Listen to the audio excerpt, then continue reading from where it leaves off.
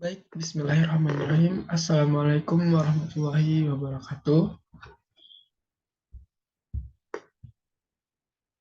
Perkenalkan, saya Saibullah Syafi'i, NIM 200425157. Saya akan mempresentasikan tentang tugas administrasi kepegawaian pertemuan 13. Yang pertama, sasaran kinerja pegawai atau penilaian kinerja aparatur sipil negara atau ASN.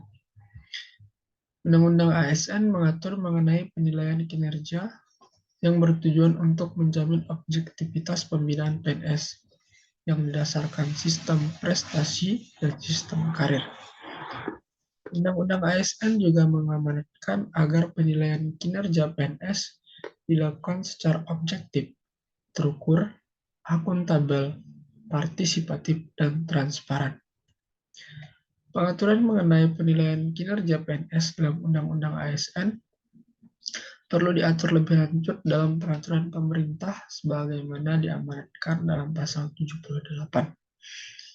Tujuan penilaian kinerja adalah untuk menjamin objektivitas pembinaan PNS yang dilakukan berdasarkan sistem prestasi dan karir.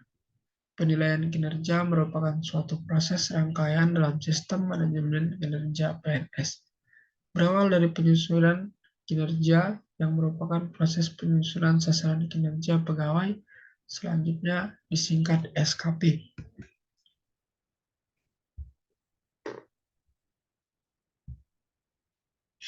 Pengelolaan kinerja pegawai dilaksanakan untuk pencapaian tujuan dan sasaran organisasi melalui A. Peningkatan kualitas dan kapasitas pegawai. B. Penguatan peran pimpinan. C. Penguatan kolaborasi antara pimpinan dengan pegawai, antar pegawai, dan antara pegawai dengan pemangku kepentingan lainnya. Pengelolaan kinerja pegawai sebagaimana dimaksud dalam pasal 2 berorientasi pada A. Pengembangan kinerja pegawai. B. Pemenuhan ekspektasi pimpinan. C. Dialog kinerja yang intens antara pimpinan dan pegawai. D. Pencapaian kinerja organisasi. Dan E. Hasil kinerja dan perilaku kerja pegawai.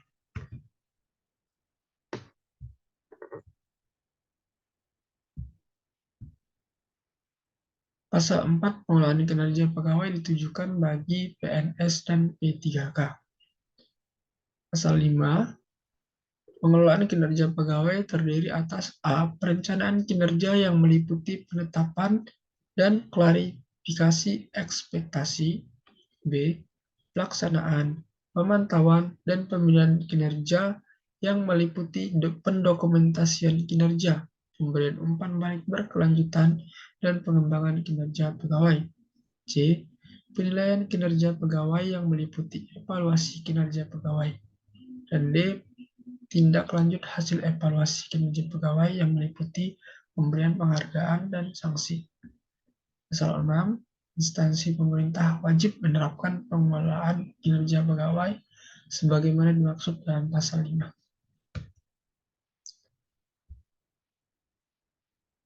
Sistem penilaian kinerja. Penilaian kinerja PNS dilakukan berdasarkan prinsip A. Objektif, B. Terukur, C. Akuntabel, D. Partisipatif, dan E. Transparan. Sistem manajemen kinerja pegawai negeri sipil. Sistem manajemen kinerja pegawai negeri sipil atau PNS terdiri atas A. Perencanaan kinerja, B. Pelaksanaan, pemantauan kinerja dan pembinaan karir, C. Penilaian kinerja, D. Tindak lanjut, dan E. Sistem informasi kinerja PNS. Instansi pemerintah yang akan sedang membangun sistem manajemen kinerja PNS selain yang diatur dalam peraturan pemerintah ini atau peraturan pemerintah nomor 30 tahun 2019 dapat dilaksanakan menggunakan keputusan menteri. Instansi pemerintah yang telah membangun sistem manajemen kinerja PNS selain yang diatur dalam peraturan pemerintah ini dilakukan evaluasi bersama dan hasilnya ditetapkan dengan keputusan Menteri. Setiap instansi pemerintah harus menerapkan sistem manajemen kinerja PNS sebagaimana dimaksud. Pimpinan instansi pemerintah melakukan pengawasan terhadap penerapan sistem manajemen kinerja PNS pada instansi pemerintah masing-masing. Menteri melakukan pengawasan terhadap penerapan sistem manajemen kinerja PNS sebagaimana dimaksud.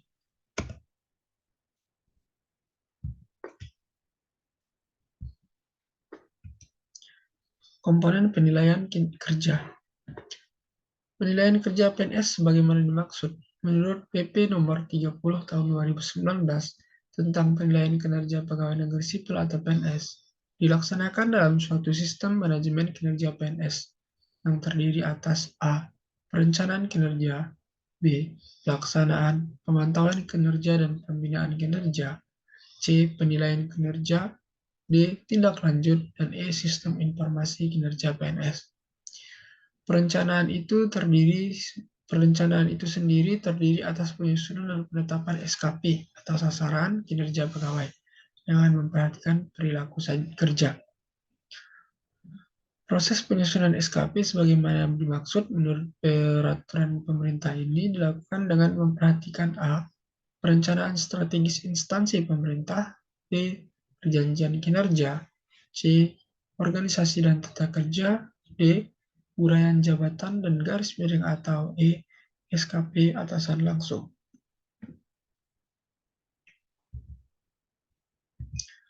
SKP sebagaimana dimaksud membuat kinerja utama yang harus dicapai oleh seorang PNS setiap tahun.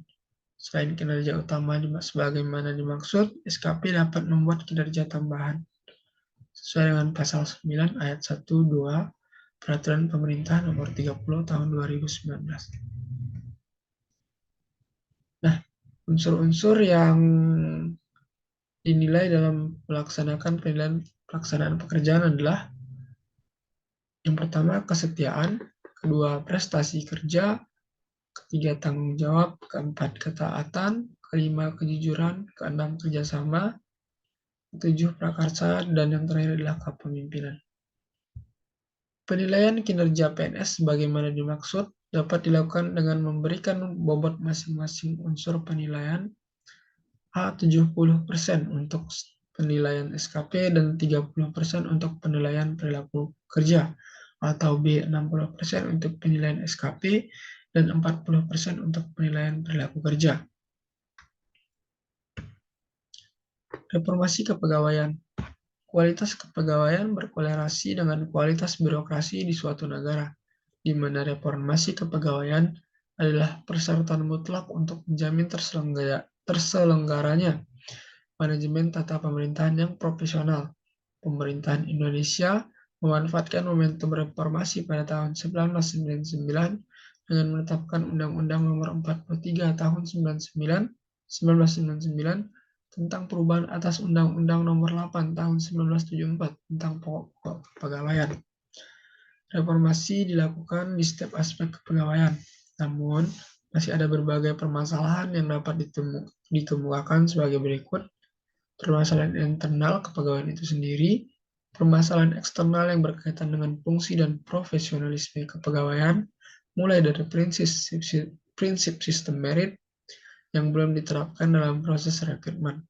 Kegagalan pemerintah melaksanakan reformasi kepegawaian melahirkan perilaku birokrat yang menyimpang dan juga kesenjangan kemampuan dalam pelaksanaan tugas dan tanggung jawab atau tidak kompeten.